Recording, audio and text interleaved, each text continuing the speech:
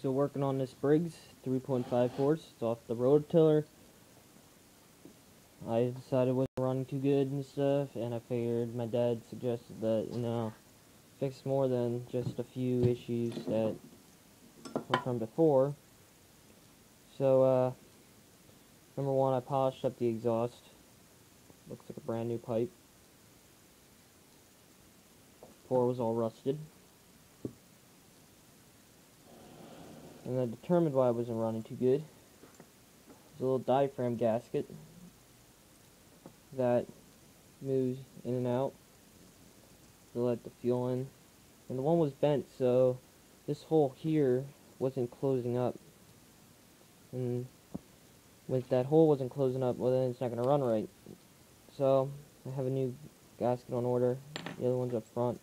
So that's why I wasn't running right. Wasn't getting fuel right. All of a sudden it would run rich, then really lean. So I'm determining hopefully that was the problem. But I can't be too sure. I think I have all the linkages set up correctly.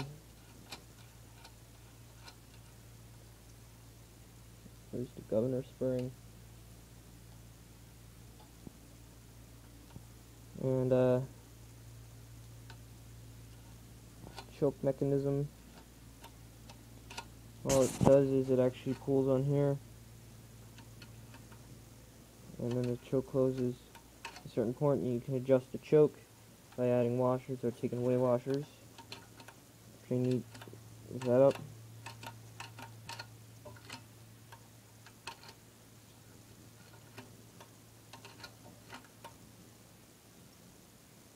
And this way I can also advance the throttle if I want more speed. Just remove these here. The only thing is you gotta watch that you can only adjust it. This is about as much throttle as it's gonna get. And this is actually pretty unique, so that way you can't over give the throttle than the recommended. You have these little notches on here, and the only way you can do that is by somehow bending or you're cutting this and making this a different length, which will have a really hard time because you can only cut a real little bit off. So,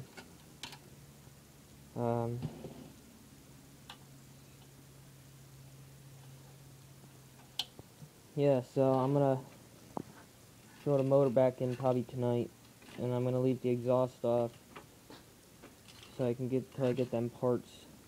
I did clean up the pulley that's in there. Look at that, looks new. I also wanna fix up the cables. There's no cable on here, which is really odd. It's actually just the wire that goes down here. And this cable, it's not real stiff, but I can make it more free, that's for sure. I'm gonna put a little penetrating oil, or just WD-40 or something, or just regular oil, and put it down in the cable. And I'm also, this seems like there's a little bit of tension right here. I could get really lifting up, because you're actually, when you're using it, I noticed you're actually doing it like this, so this should be very loose constantly. So that's it.